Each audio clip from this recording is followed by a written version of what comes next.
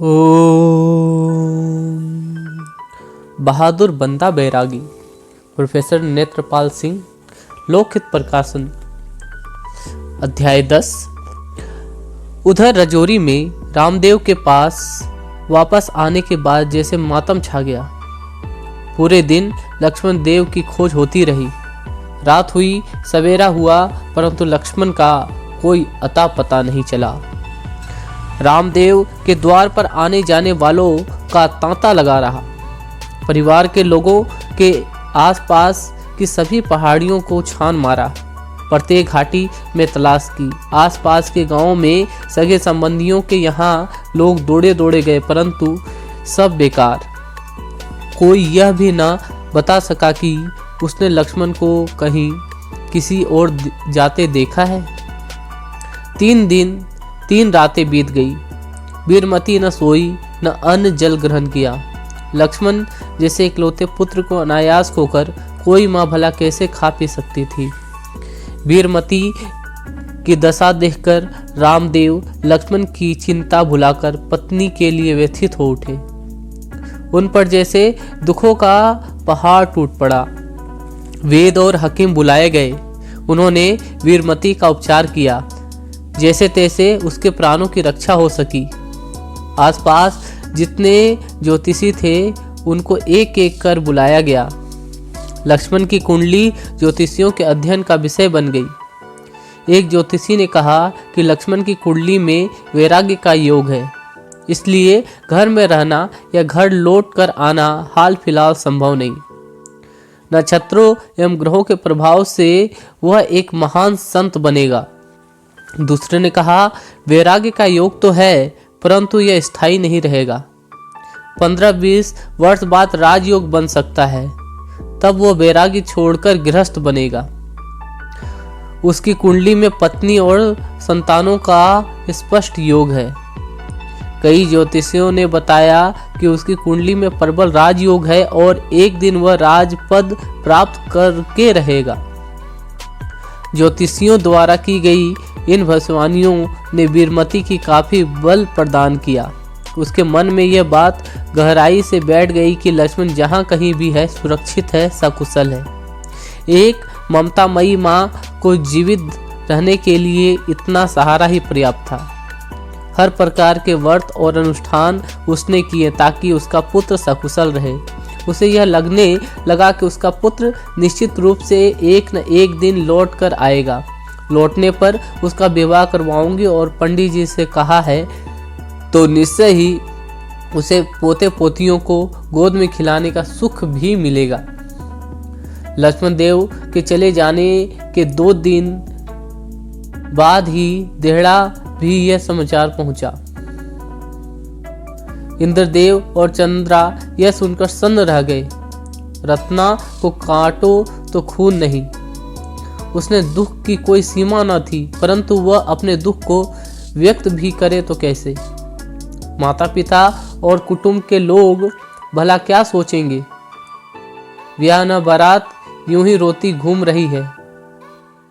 दिन भर तो वह गुमसुम पड़ी रही। रात को उसे नींद नहीं आई।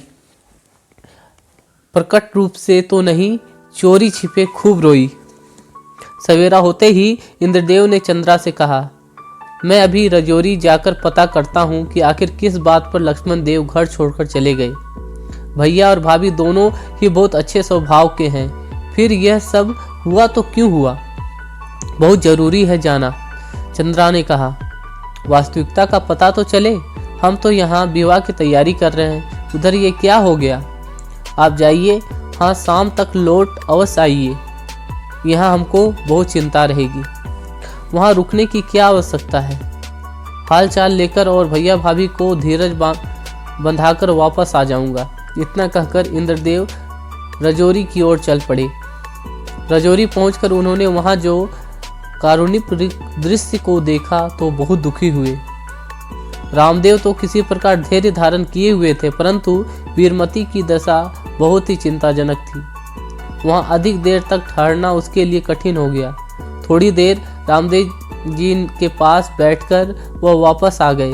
उन्होंने पूरी कहानी विस्तार से चंद्रा को सुनाई। रत्ना भी पास ही बैठी हुई थी। पूरा परिवार लक्ष्मण देव के वैराग्य लेने की बात जानकर दुखी था। रत्ना के मन में उसी समय यह विचार आया कि वह भी जीवन भर तप करेगी और लक्ष्मण देव के अतिरिक्त और किसी से विवाह की बात भी वह अपने मन में नहीं लाएगी। समय कभी ठहरता नहीं, परिस्थितियां चाहे जो हो, समय अपनी निश्चित गति से चलता रहता है। आज के दुख सुख अतीत में खो जाते हैं और नए नए सुख दुख उनका स्थान लेने के लिए आते रहते हैं। बीती बातें मनुष्य बहुत कुछ भूल जाता है। बड़े से बड़े दुख भी समय के मरहम से भर जाते हैं। भूलने की प्रवृत्ति ने प्राणी मात्र का बड़ा उपकार किया है, अन्यथा मानव का जीवन तो रहने योग्य नहीं रह जाता। रजोड़ी और देहड़ा में भी बहुत कुछ सामान्य हो गया। सभी लोग लक्ष्मण को भूलकर अपने अपने कामों में तल्लीन हो गए। अगर कोई दो व्यक्ति समय के बुलावे से बहुत कम आए तो वे थी रजौरी में बीरमती और देहड़ा में रत्ना। इन दोनों के लिए लक्ष्मण देव मात्र एक व्यक्ति नहीं थे, अपितु संपूर्ण संसार थे, जीवन का आधार थे। उनके चले जाने से इन दोनों के लिए संसार सूना हो गया था। उनके जीवन का आधार ही समाप्त हो गया था। ममता और प्रेम के तंतु सूक्ष्म एवं छिन्न होते हुए भी इतने सुदृढ़ एवं दीर्घकालीन होते हैं, इनका टूटना सहज संभव नहीं होता। सारे स्वार्थ, सारी भौतिकता इन वस्तुओं से उत्सर्जित होने वाली उष्मा के सामने पिघले बिना नहीं रहती। कुछ दिन बाद चंद्रा ने अपने पति से कहा, बेटी, रत्ना आजकल बहुत उदास रहने लगी है। आयु के हिसाब से वह विवाह योग्य है। अब तक उसका विवाह हो जाना चाहिए था। अब लक्ष्मण की उम्मीद छोड़ो और कहीं दूसरी जगह कोई अच्छा लड़का देख लो। तुम क्या समझती हो मैं हाथ पर हाथ धरे बैठा हूँ? कई लोगों ने से मैंने कहा है और एक दो जगह बात भी चला चुका हूँ। एक तो मुझे रत्ना के लायक कोई लड़का अभी तक दिखाई नहीं दिया। दूसरे लक्ष्मण देव के साथ रिश्ता की बात से भी सभी सगे संबंधी परिचित हैं, इसलिए थोड़ी कठिनाई आ रही है। इंद्रदेव ने अपने मन की बात चंद्रा को बताई। फिर क्या करोगे? क्या कोई और अच्छा लड़का नहीं मिलेगा? मिलेगा क्यों नहीं, ईश्वर चाहेगा तो अवश्य मिलेगा। प्रयास करना मेरा काम है। सोचता हूँ आसपास न सही तो कहीं दूर जाकर ही देखूं। अब मैं क्या बताऊं, आप जैसा ठीक समझो करो, चंद्रा ने उदास होकर कहा। रत्ना पास ही एक दीवार की ओर से अपने माता पिता का यह वार्तालाप सुन रही थी। उसने एक समय कुछ नहीं कहा। अगले दिन चंद्रा घर के काम से निपट कर एक चादर पर कढ़ाई करने के लिए बैठी। रत्ना ने अच्छा अवसर जानकर माँ से अपनी बात कहना प्रारंभ किया। माँ जी, आप बुरा न मानो तो मैं आपसे एक बात कहना चाहती हूँ। हाँ हाँ कहो बेटी, मैंने कभी तेरी बात का बुरा माना है क्या?